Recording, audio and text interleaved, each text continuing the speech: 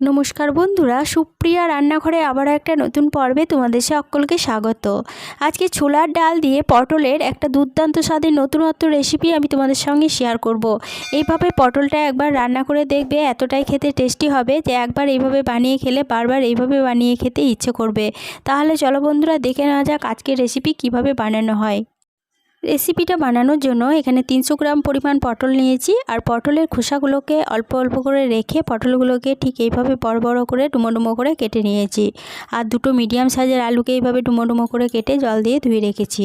ওটা একটা সাইডে সরিয়ে রাখলাম। এদিকে 1 কাপ পরিমাণ ছোলার ডাল 4 ঘন্টা মতো জলে ভিজিয়ে রেখেছিলাম। ছোলার ডালটা ভালোভাবে ভিজে গেছে। এবার এই ডালটা বেটে নেব। তার জন্য এখানে একটা মিক্সিং জার নিয়েছি। এবার জারের মধ্যে জল ঝরিয়ে সমস্ত ছোলার ডালগুলো নিয়ে নিচ্ছি। মিক্সিং জারের মধ্যে জল ঝরিয়ে সমস্ত ছোলার ডাল নিয়ে নিলাম। এরপরে এর মধ্যে দিয়ে দেব একটা কাঁচা লঙ্কা আর দিয়ে দেব 2 টুকরো আদা। এবার মিক্সিং জারের ঢাকনা বন্ধ করে ডালটা বেটে নিলাম। ডালটা বেটে নেওয়া হয়ে গেছে। এবার ডাল বাটা একটা পাত্রের মধ্যে ঢেলে নিচ্ছি। এখানে আমি ডাল বাটার সময় কোনো রকম জল ব্যবহার করিনি। তবে তোমাদের ডাল বাটতে যদি অসুবিধা হয় তাহলে পরে 1 টেবিল চামচ মতো জল এই ডাল বাটার সময় ব্যবহার করতে পারো। এবার এই ডাল বাটার মধ্যে দিয়ে দিলাম স্বাদ অনুযায়ী লবণ, সামান্য একটু চিনি দিয়ে দিলাম আর দিচ্ছি সামান্য একটু হলুদের গুঁড়ো। এবার এই সমস্ত উপকরণ ডাল বাটার সাথে ভালোভাবে মিশিয়ে নিয়ে ডাল বাটাটা ভালোভাবে ফেটিয়ে নিচ্ছি। ডাল বাটাটা ভালোভাবে ফেটিয়ে নেওয়া হয়ে গেছে। এটা একটা সাইডে সরিয়ে রাখলাম।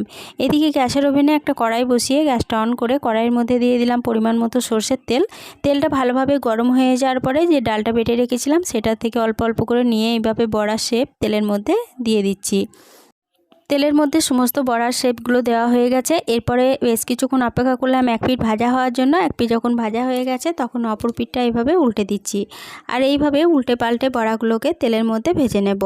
আমি প্রথম ব্যাচেই সমস্ত বড়াগুলো ভেজে নিয়েছি। তবে তোমরা যদি এক ব্যাচে না ভাজতে পারো তাহলে 2 ব্যাচেও বড়াগুলোকে ভেজে নিতে পারো।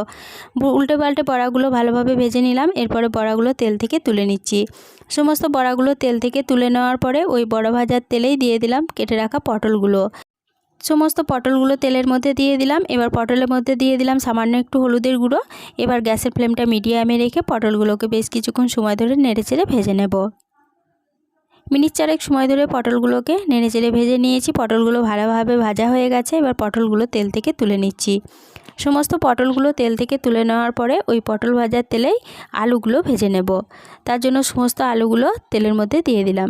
আলুগুলো একটু নেড়েচেড়ে নেওয়ার পরে এর মধ্যে একটা ঢাকা দিয়ে দেব। ঢাকা দিয়ে আলুগুলো ভাজা হতে দেব। আলুগুলো ভাজা হতে থাক, সেই ফাঁকে মশলাটা রেডি করে নেব।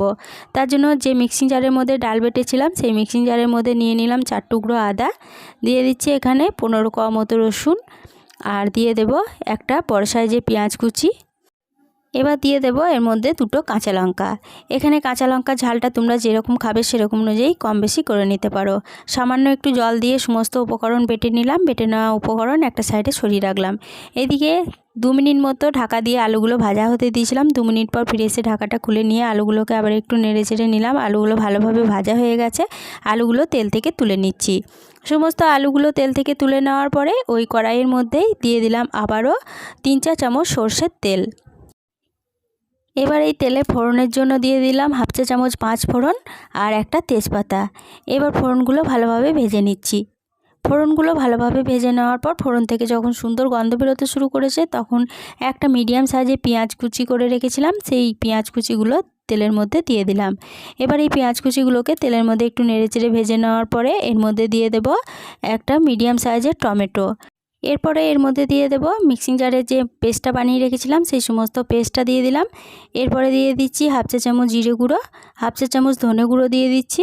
এরপরে কালারের জন্য দিলাম 1/2 চা চামচ কাশ্মীরি লঙ্কা গুঁড়ো, 1/2 চা চামচ হলুদের গুঁড়ো, সামান্য একটু জল দিয়ে দিলাম। এরপরে এর মধ্যে দিয়ে দিচ্ছি স্বাদ অনুযায়ী লবণ। গ্যাসের ফ্লেমটা এবার লো টু মিডিয়ামে রেখে সমস্ত মশলা ভালোভাবে নেড়েচেড়ে কষিয়ে নেব। লো টু মিডিয়াম ফ্লেমে সমস্ত মশলা মিনিট 5 সময় ধরে নেড়েচেড়ে কষিয়ে নিয়েছি। মশলাটা ভালোভাবে কষানো হয়ে গেছে। এরপরে এর মধ্যে ভেজে তুলে রাখা আলু পটলগুলো দিয়ে দিলাম। এবার এই আলু পটল মশলার সাথে একটু নেড়েচেড়ে কষিয়ে নিচ্ছি। মশলার সাথে আলু পটলগুলোকে 1 মিনিট মতো নেড়ে কষিয়ে নেওয়ার পরে এর মধ্যে দিয়ে দেব পরিমাণ মতো জল। আমি এখানে 1.5 বাটি পরিমাণ জল ব্যবহার করেছি, তবে তোমরা যেরকম ঝোল রাখতে চাও সেরকম অনুযায়ী জলের পরিমাণ কম বেশি করে নিতে পারো। তবে বড়াতে অনেকটাই জল টেনে নেবে, তার জন্য জল একটু বেশিই লাগবে।